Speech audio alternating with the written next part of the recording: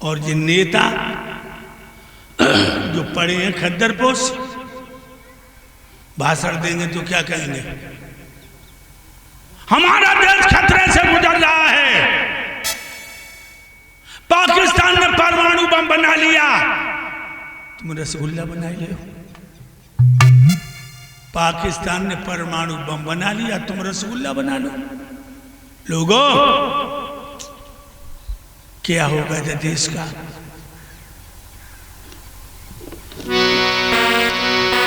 इन नेताओं ने कर कर के बंटवारे देश के खंड खंड कर डाले, और पाकिस्तान बना तिब्बत में चीन का झंडा हाले। पाकिस्तान बना तिब्बत में चीन पर झंडा हाले, पाकिस्तान बना तिब्बत में चीन पर झंडा हाले। नागालैंड मिजोरम मेघालय बिहार से चाले, और यही अवस्था रही तो पड़ जाए कश्मीर के नाले। अरे यही अवस्था रही तो पड़ जाए कश्मीर के नाले, यही अवस्था रही तो पड़ जाए कश्मीर के नाले।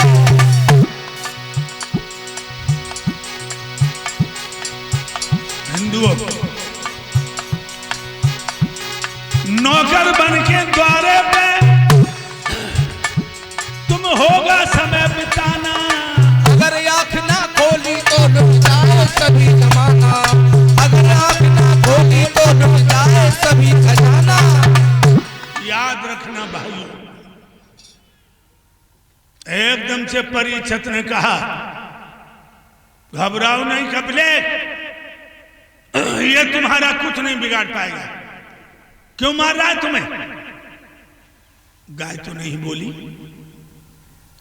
बैल कहने लगा, महाराज आपकी छाया में गाय ब्राह्मण महात्मा निर्भय रहते हैं, लेकिन अपनी मुसीबत में तुम्हें जरूर बताऊंगा। बताओ।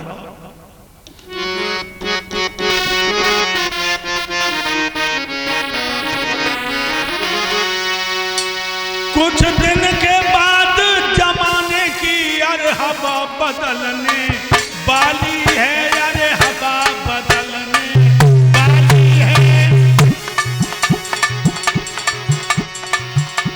धर्मावतार धर्मों की सबसे दिवाली है, सबसे दिवाली है।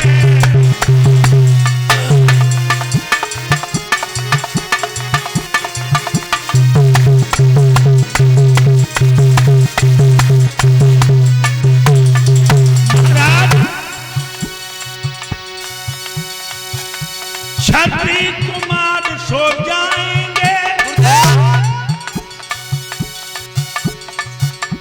जागेंगे नहीं जगाने से, सिंह के पूत डर जाएंगे, दिखलाने से बंदर अब की दिखलाने से। सिंह के पूत डर जाएंगे, सिंह के पूत डर जाएंगे, बंदर भगती दिखलाने से, बंदर भगती दिखलाने से। महाराज, वक्त बहुत बुरा आ रहा है, ये राजनीति बंदियों का व्यापार बन जाएगा। परीक्षित कहने लगे, तुम पशु होकर मनुष्य की भाषा में बात करते हो, तुम कौन हो? भाइयों, बैल कहने लगा, महाराज मैं बैल नहीं हूं, फिर कौन हो? मेरा नाम धर्म है। अपनी निर्बलता के कारण मैं यह दुनिया को छोड़ के जा रहा हूं। और महाराज,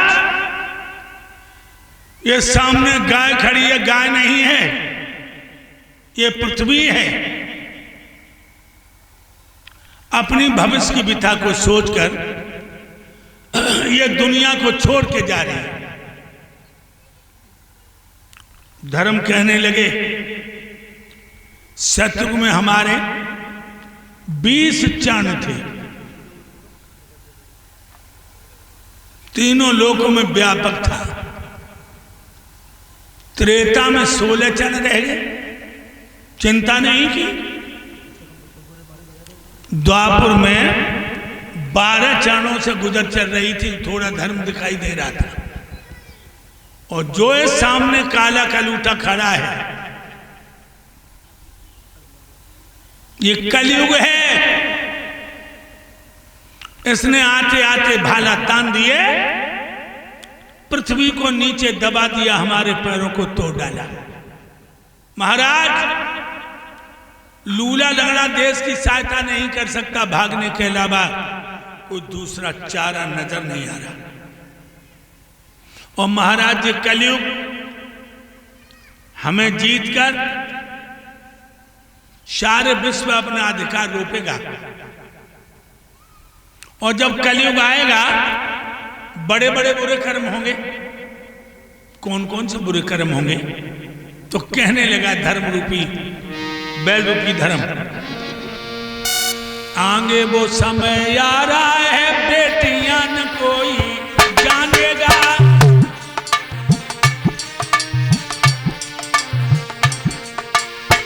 कलयुग में लोग इतने वासना में डूब जाएंगे, बेटियों को भी अच्छी नजर से नहीं देखेंगे।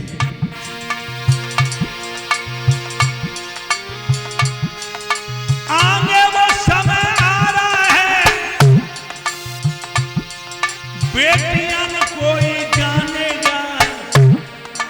बन आएगी पाखंडों की, धर्म न कोई मानेगा।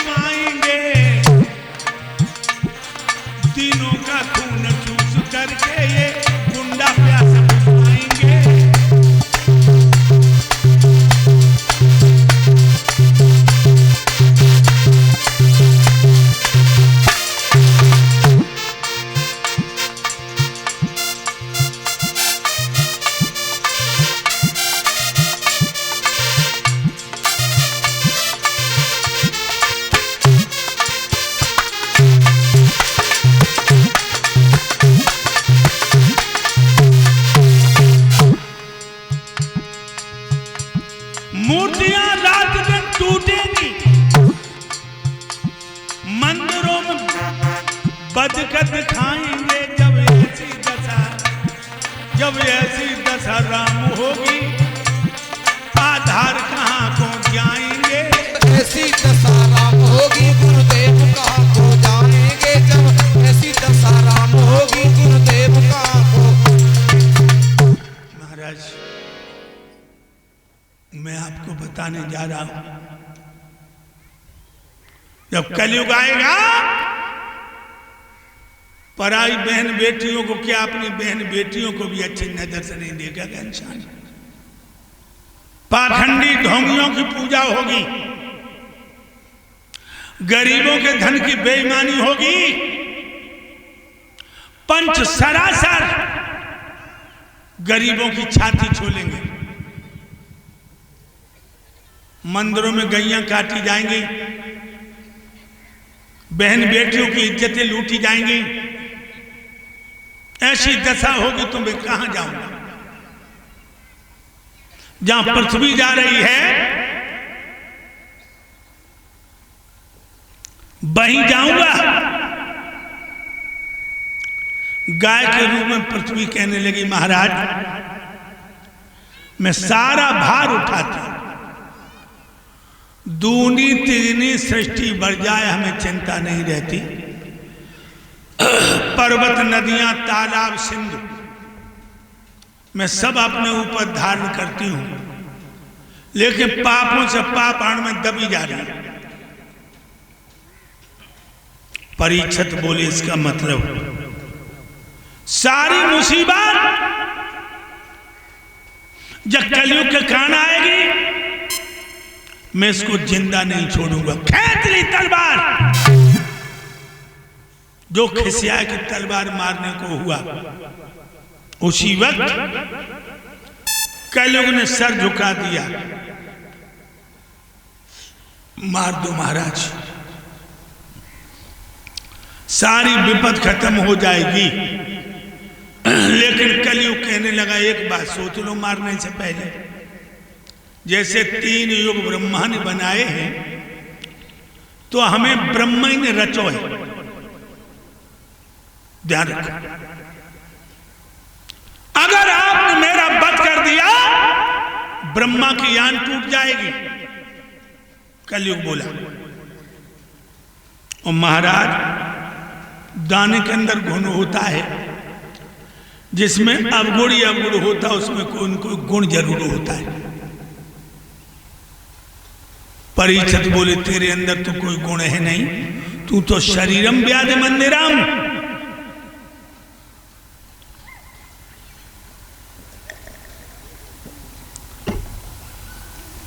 कलयुग कहने लगा, गुस्ताखी माफ हो, तो अपने गुण बता दें आपको। बताओ। तो सुनो महाराज, पहला गुण,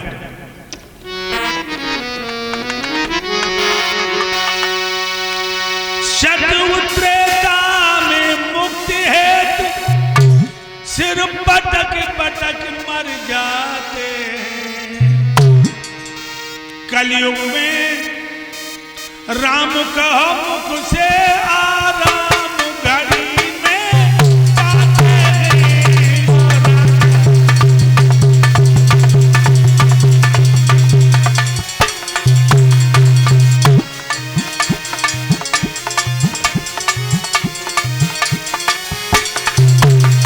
कलयुग में राम कहो मुख से आराम घड़ी में पाते हैं।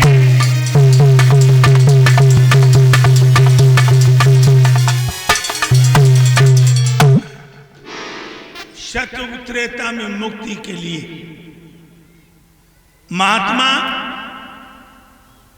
लाखों बरस तक भजन करते, मगर मुक्ति नहीं मिलती। और कलयुग में एक बार राम कहो, एक पल में आराम। अब आप लोग भी चक्कर में पड़ गए होंगे कि रोज राम राम रटते तो गैया खेत खाई जाती,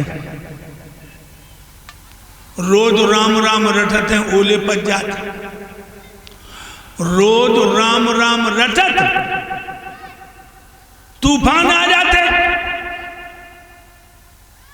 एक बात और बताऊं, मैं झूठ नहीं बोलता। हमारे आगरा के पास में एक गांव है, गैया इतनी थी, वहां हमारी सामने 1000-2000 गाय थी, और खेतन को सत्यानाश करके जिए तो निकल जाती थी, तिए तो मैदान साफ। उनने विचार करो कि ऐसो करो, इन गैयन को कहां ले जाओ। उन्होंने बहुत लंबो चौड़ो, लंबो जैसे नाला की तरह गड्ढा खोदो, चौड़ो, और उन्हें तो गैया खेद खिलाई। गैया बम गिरी, कछु तो मरी आई, कछु की कमर टूटी आई, कछु की गर्दन टूटी आई, कछु के पैर टूटी आई। और भाइयों, उनने फसल करी, खलियान लगाई, अपने आप खलियान में आग लग गई। खलियान तो बम लगी, बम लगी। कहने का मतलब 3 साल तक रिश्तेदार ने अपने यहां से मदद करी, उनकी अन्न खाने को नहीं मिला। और उन्हें जब पूछी कि जब गैयां खाई जाती थी तब जवाब दो, खबे भय में इतना हो जाता था कि आत्मा दुखी नहीं होती थी। विचार करो। इसलिए जीवों पे दया करो। जब मैया के पेट में भूखे ना रहे तो अब भूखे ना रहे हो भाइयों। इसलिए प्राणों के प्राण प्रभु पे भरोसा करके मेहनत करते रहो। मेरा ये दावा है तुम और तुम्हारे बच्चे दुखी नहीं रहेंगे। सब वक्त था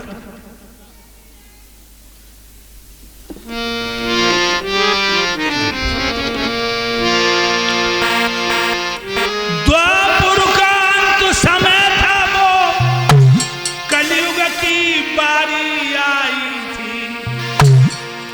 सुख सूर डूबने वाला था और दुख की अंधेरिया छाई।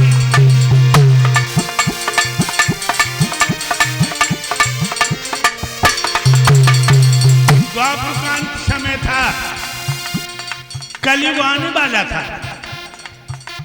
सुख रूपी सूरज अस्त हो रहा था, दुख रूपी अंधेरी रात आ रही थी। आइए यूं न कहो तो यूं कह लो, या द्वापर था मृत सैया पर, कल बाल रूप पलने में था। कैसे? पापों का उदय हो रहा था, या धारक रवि ढलने पर। पापों का उदय हो रहा था, गुरुदेव का रवि ढलने में था। पापों का उदय हो रहा था, गुरुदेव का रवि ढलने में था। उस समय पंडवा हिमालय में गले हैं प्यारे भक्तों। द्वापर का अंत समय था, कलयुग आने वाला था। सुख रूपी सूरज अस्त हो रहा था, दुख रूपी अंधेरी रात आ रही थी। एक दिन महाराज दिल्ली के राजा परीक्षित जंगल में शिकार को निकले। सानंद वो जंगल की बिशप बिहारी को देखता हुआ जा रहा है। राजा की अखियां क्यारी क्यारी का आलिंगन कर रही हैं। जहां भी पत्ता खटकता है महाराज का घोड़ा ऐसे चौंकता है मानो शिकार आ रहा है। शिकार तो नहीं मिला भक्तों, दूसरा शिकार मिल गया। कौन? फिरता था सानंद वो बन में दिल्ली राय, आई डकराती हुई एक सामने गाय। रोती है, रमाती है, चलती है, अटकती है, जीभ बाहर को निकली है, आंखों से आंसू बह रहे हैं, बार बार मलमूत्र छोड़ रही है, थर थर कांप रही है।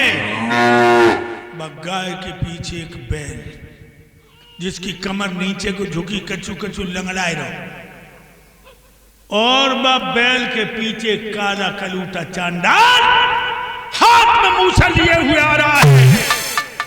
जिस समय गाय और बैल पे मूसल पड़ता है भूमंडल हिल जाता है। जब गाय पहले तो गाय की तरह रमाती रही, फिर नौजवान लड़की की आवाज में रोने लगी। भाइयों, गाय की आवाज खत्म,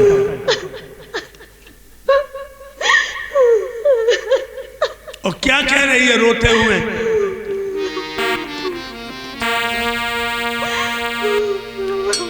कौन है जो मेरी लाज बचाने आए?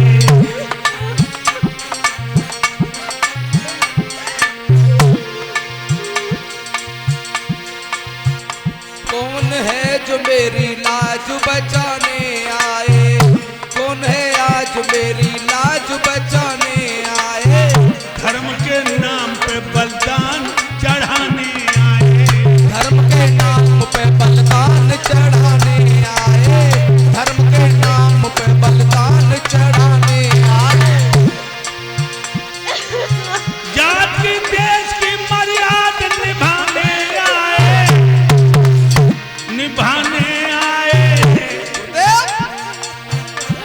डूबती नाव को जो हाथ लगाने आए, डूबती नाव को जो हाथ लगाने आए, डूबती नाव को जो हाथ लगाने आए, डूबती नाव को जो हाथ लगाने आए। आवाज सुनी, परिषद गूढ़ रहस्य को नहीं समझ सका।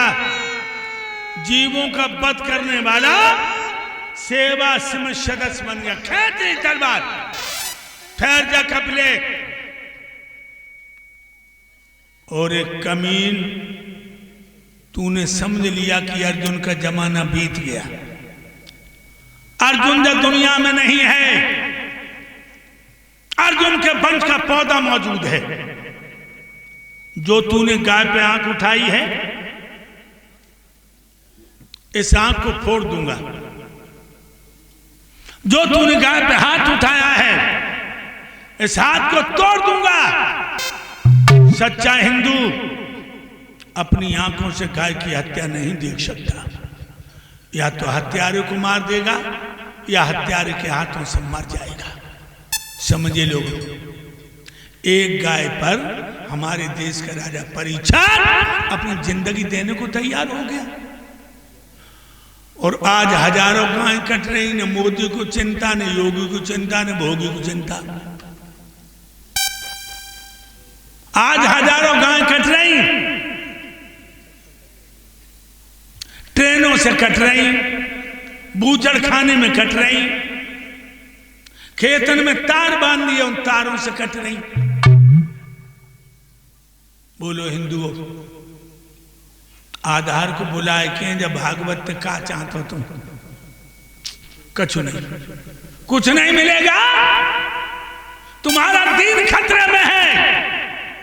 हिंदुओं, अगर तुम न जागे, सिर्फ कथा ही सुनते रहे, कथा में है कहा, पूरी भागवत तुम्हें अभी सुना दे 5 मिनट में, और पूरी रामायण सुना दे 5 मिनट तो ना लगे।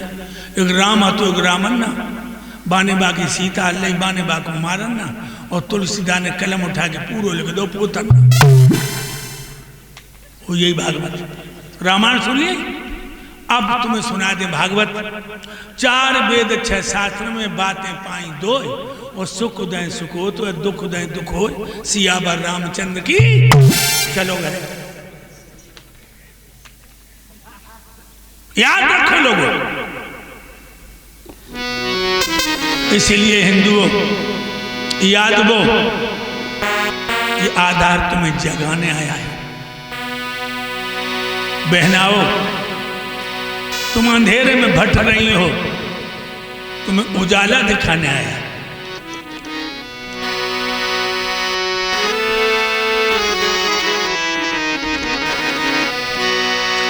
तरह तरह की फैल गई यादवों में बीमारी,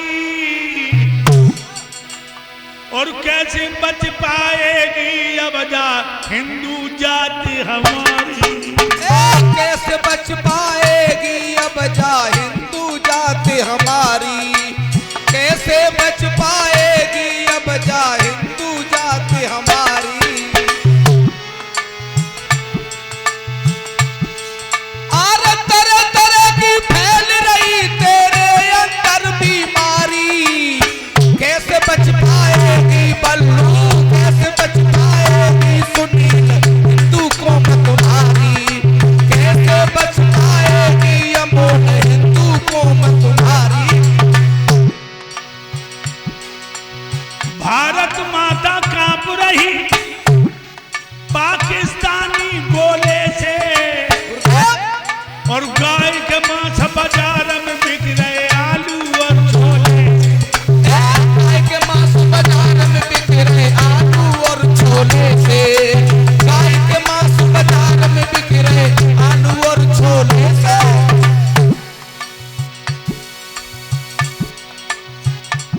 ध्यान सुना होगा।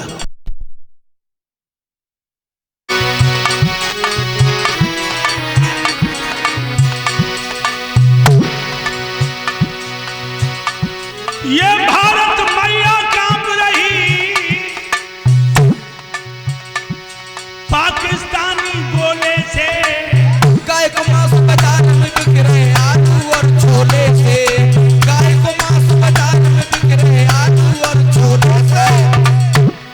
महल के पास में 4-5 सालें हुई। 5 कसाईयों ने दिन में गाय काटी खेतन पे। कुछ औरतें उधर से आ रही, उनने गांव में कह दी। गांव के लोग टूट पड़े। 3 कसाई भाग गए, 2 मुसलमान पकड़िए, पिटाई कर दी। ताको परिणाम हिंदुओं क्या मिला तुम्हें बताऊं?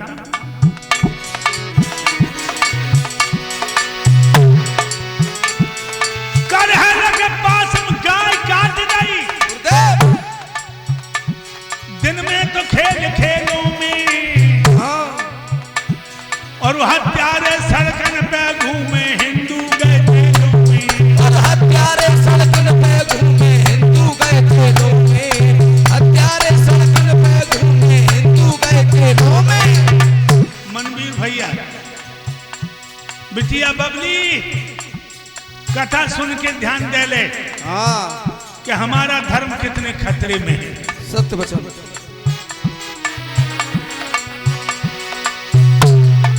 कई हजार गायां देश में रोज जा रही मारी। कैसे बच पाएगी अब, हाँ कैसे बच पाएगी अब जा हिंदू कौम तुम्हारी। कैसे बच पाएगी सती से हिंदू कौम तुम्हारी। हर तरह तरह की फैल रही तेरे अंदर बीमारी। कैसे बच पाएगी अब, हाँ कैसे बच पाएगी जगती से हिंदू कौम तुम्हारी। कैसे बच पाएगी अब जा हिंदू कौम तुम्हारी। गुरु नारायण जी समझ में आ रही? नारायण भैया जो देश